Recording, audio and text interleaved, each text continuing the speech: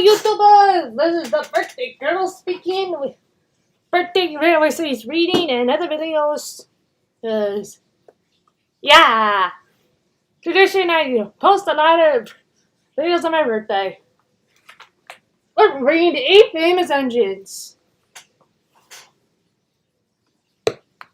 Hold on a sec. Okay. Put that out of the way. Percy takes the plunge. Sometimes Percy takes stone trucks to the other end of the line. There he meets engines from the other railway. One day, Henry wanted to rest in the shed, but Percy was talking to some tank engines. It was raining hard. Walls rolled onto my blood. I couldn't see where I was going, but I struggled on. Oh, Percy, you are brave. Well, said Percy modestly, it wasn't anything really. War's nothing to an engine with determination.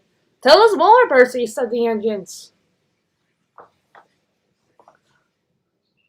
What are you engines doing here? Hissed Henry. This shed is for the back controller's engines. Go away. Silly things, Henry snorted. They are not silly. Percy had been enjoying himself.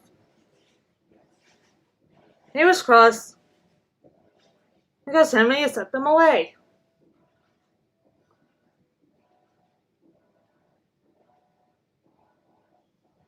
They are silly, and so you walk there's nothing to an engine with determination. Ha! Anyway, said cheeky Percy, I'm not afraid of water. I like it.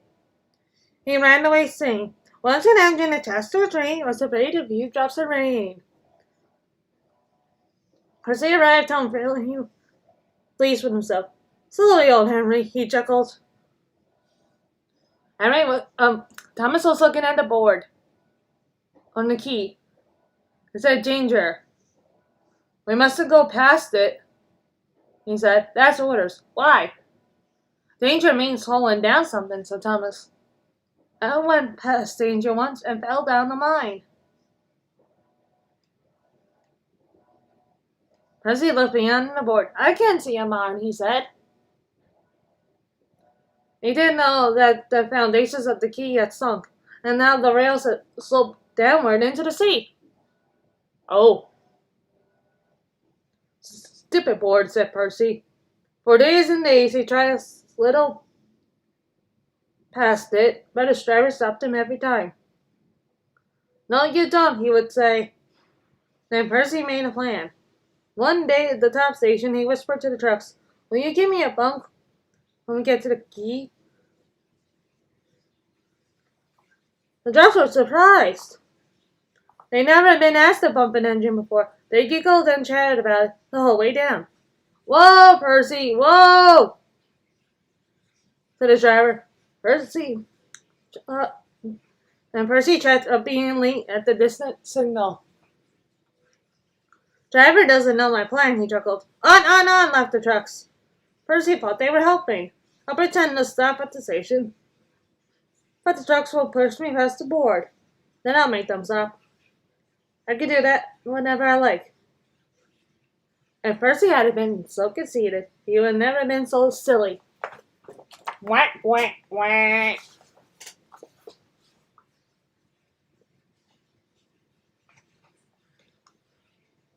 Every wise engine knows that you can't trust trucks. They reached the station, and Percy Briggs groaned. That was a signal for the trucks. Oh, go on, they yelled, and surged forward together. They gave Percy a grateful bump and knocked the driver and fireman off the footplate. Ow! Said Percy, sliding past the board. The day was misty, and the rails were slippery. His wheels wouldn't grip. Percy was frantic. That's enough, he hissed. But it was too late. Once on the slope,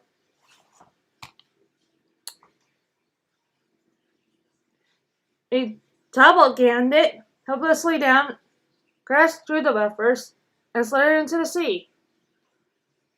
You're a very disappointing engine. Percy knew that voice. He groaned. The foreman followed the boat, a small boat, and rowed the pack control around. Please, sir, get me out, sir. I'm truly sorry, sir. No, Percy, we can't do that at the high tide. I hope this will teach you a lesson to obey orders. Yes, sir. Percy shivered mercifully. It was cold. Fish were playing hide and seek through his wheels. The tide rose higher and higher.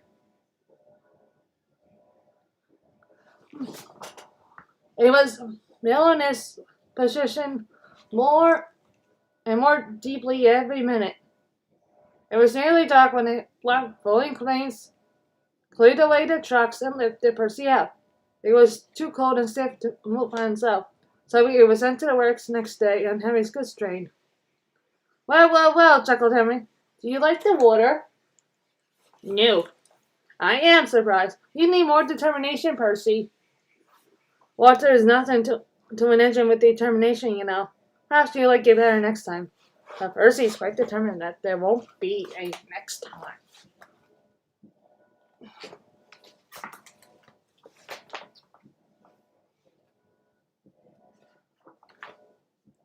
Gordon goes foreign. Lots of people travel to the big railway at the end of the line. Engines from the other railways sometimes pull their trains. The engines stay the night and go home the next day. Gordon was talking one day to one of these. When I was young, Green, he said, I remember going to London. Do you know the latest station is called King's Cross? King's Cross! roared the engine. London's Houston, everyone knows that. Rubbish, said Duck. London's Paddington. I know, I worked there. Oh.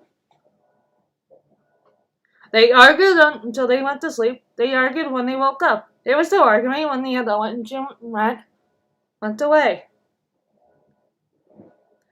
Stupid thing, said Gordon crossly. I got no patience.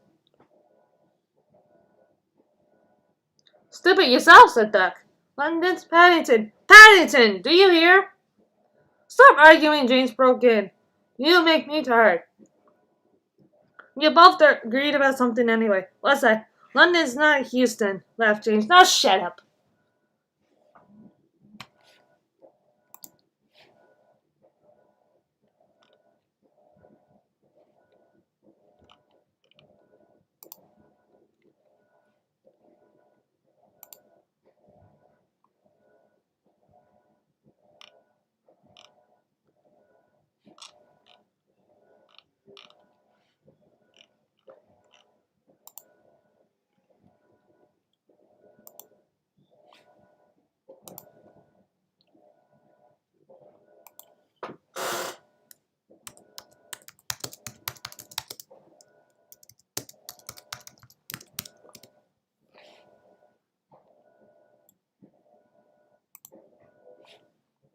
Anyway.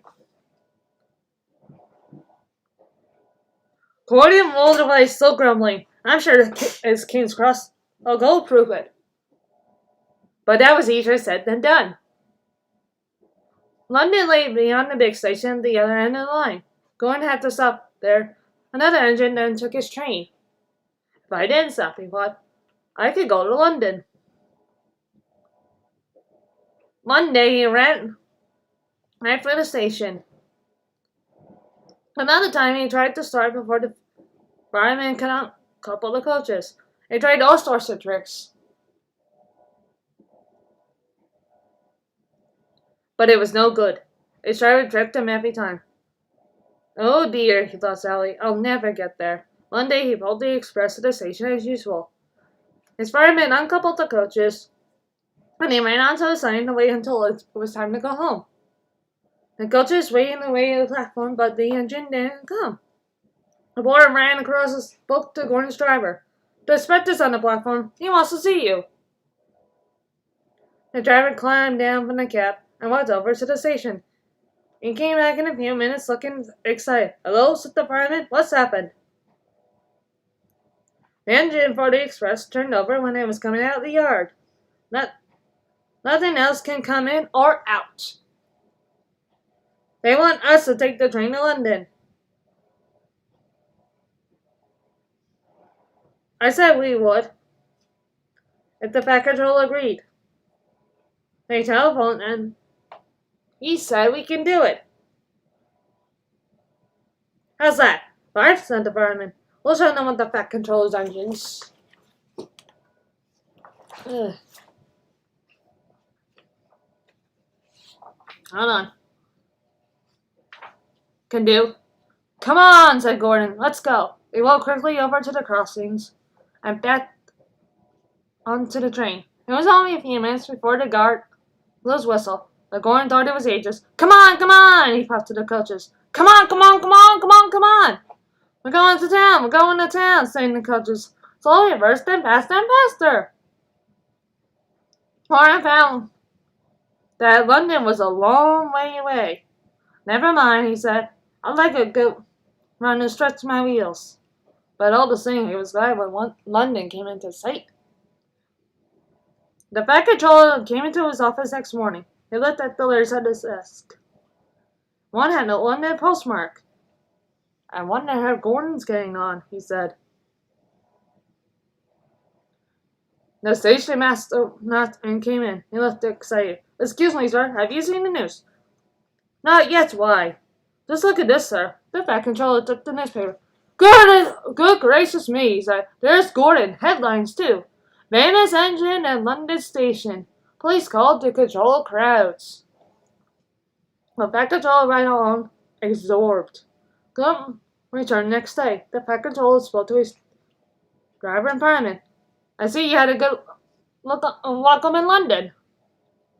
We certainly did, sir. We signed autographs to our arms ached. And Gordon had his photograph taken from so many directions at once that he didn't know which way to look. Good, smiled the Fat Controller. I bet he enjoyed himself. Didn't you, Gordon? No, sir, I didn't. Why ever not? London's all wrong, sir, answered Gordon sadly. Jane Jason, it's not King's Cross anymore. It's St. Pancras. What?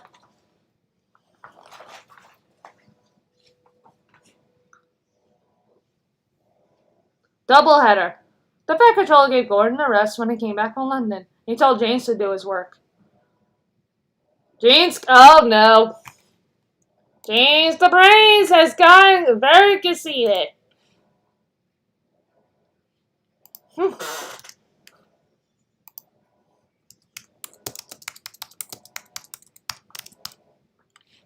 Yeah.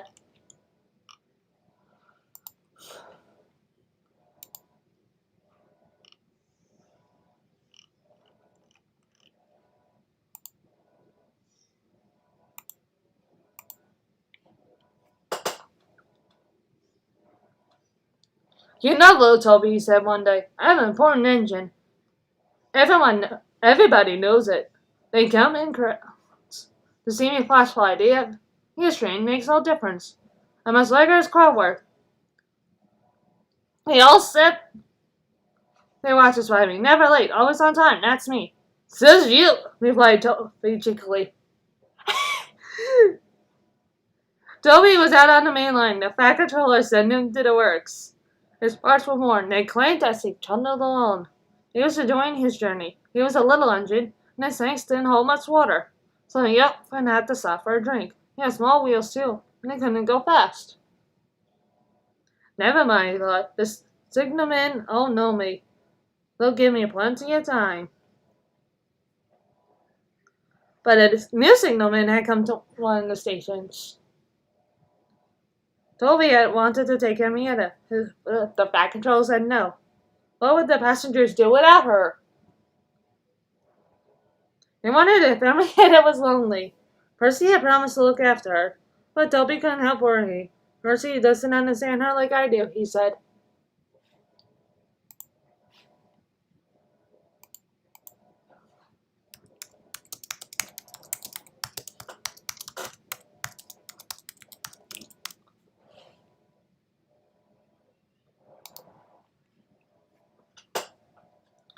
He felt thirsty and tired. He had come a long way.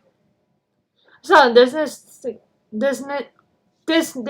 signal. Good, he thought. Now I can have a nice drink. And rest in the sun until James has gone by. Toby's driver thought so too. They stopped by the water crane. Fireman jumped out and put the hose in his tank. Toby was enjoying his drink when the signalman came up.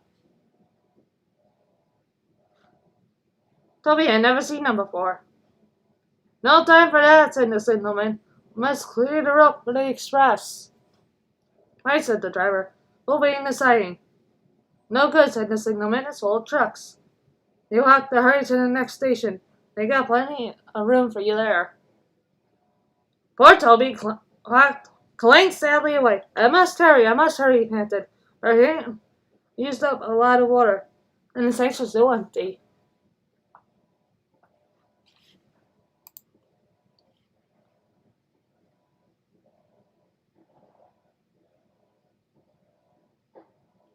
Oh, Link, hold on.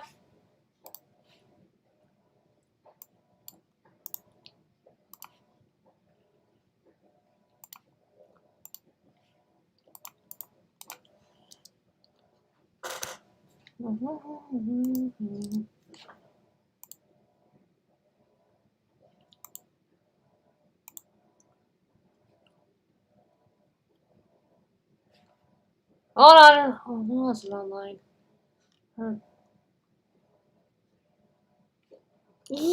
You're online. For me, it's probably busy.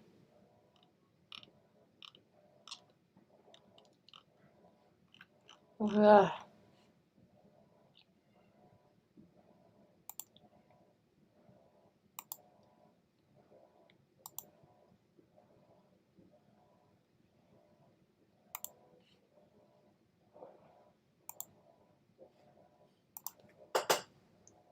They damped down his fire and chuckled on. They soon ran out of steam and stood marooned on the main line, far away from the next station. Stupid signalman!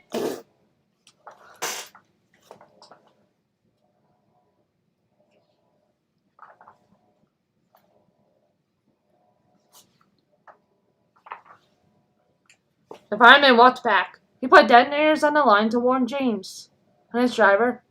Then he hurried along the sleepers. I'll tell that signalman something, he said grimly.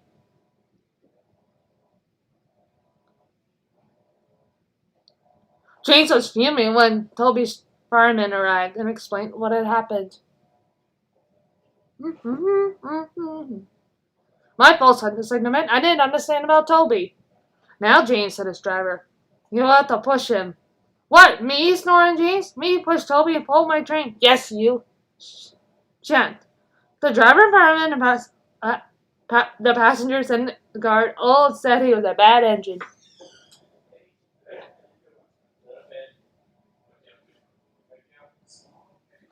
Hi, Dom! Good, how are you?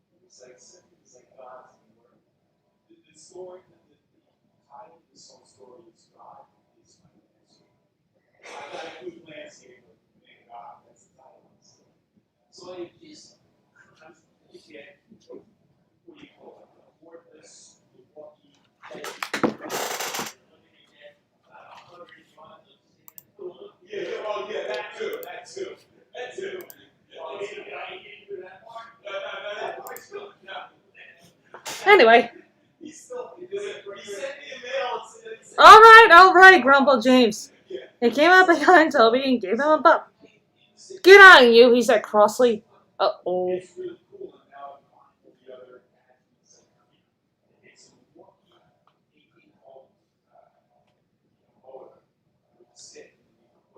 James's driver made him push Toby all the way to the works. "It serves you right for being cross," he said. James had to work very hard, and when he reached the works station, he felt exhausted.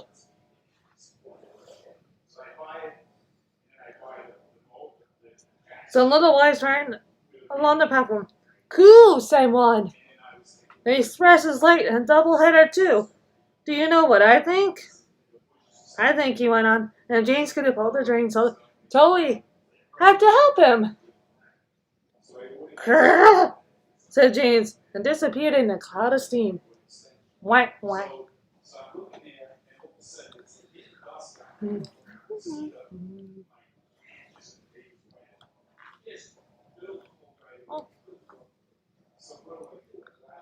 The back controls engines. One evening, Thomas brought his last train to the junction. They went for a drink. "I'm going to the big station," he said to Percy and Toby. "So are we," they answered.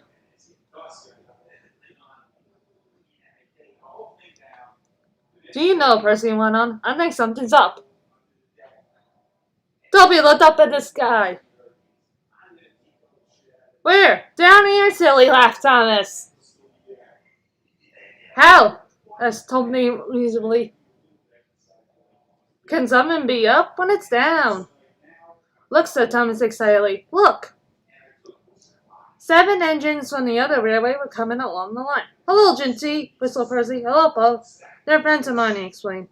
"I don't know the others."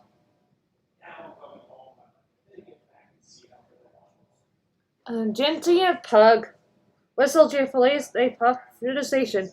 "What's all this?" asked Thomas. "The back control's got a plan," answered his driver, "and he's going to tell it to us. Come on." So they followed to the big station in the end line, where all the engines had gone. The back control was waiting for them there. "The people of England," he said, "read about us in the books.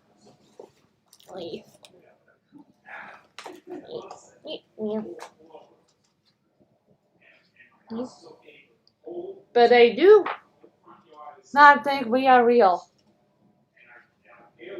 "Okay then." "Shane," squeaked Percy, the fat control guard. Percy subsided. "So," he continued, "I'm taking my engines to England to show them." "Hooray! Hooray!" the engines whistled. The fat control held his ears. "Silence!" he bellowed. "We start the day after tomorrow at 8 a.m. Meanwhile, as these engines have kindly come from the other railway to take your place, you will show them your work tomorrow. Next day is any Clarabelle will come to England too." Thomas and Ginty practiced with some other coaches. Thomas was excited and began boasting about his race with Bertie. "I wish for the tunnel, stop an inch from the buffers, like this." Crash! The buffers broke.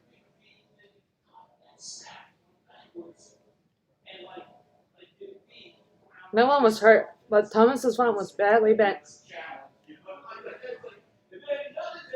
The belt telephoned the back control. "I'll send up some men," he said, "but if they get at Thomas in time, we'll go to England without him." Next morning, the engines waited at the junction. Toby and Percy were each on a truck, and Duck had pushed them into place behind Edward. Henrietta stood on the side, and the back controller called her courtesy. "I wouldn't dream of leaving you behind," he said. "I'll pick you up by that coach." She felt very glad. Gordon, James, and Henry were in front. They whistled impatiently. The back control paced the platform. He looked at his watch. "1 minute more," he said, turning to the guard. "Beep, beep," whistled Thomas, and panted into the station. Hank Clarabelle twittered anxiously. "I hope we're not late. It isn't quite 8.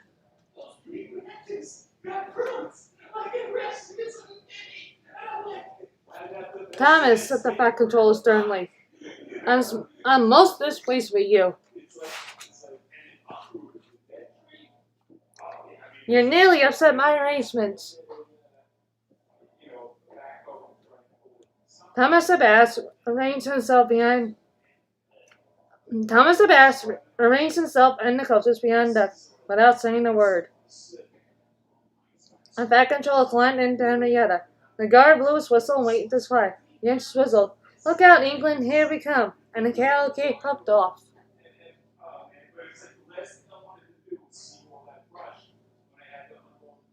The engines stood side by side in a big airy shed. Hundreds of people came to see them, and climbed in and held their caps every day. Later they did it first.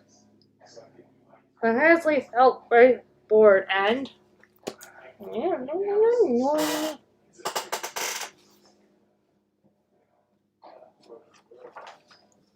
glad when it was time to go. The people along their line put the flags out and cheered them home. "We're glad to see you," they said. "Those others did their best, but they don't know our ways. Nothing anywhere can compare with our fat controller's engines." And that is the 8 famous engines. Thank you so much for watching this reading. I'll be back with the next birthday video. Oh, sorry, camera.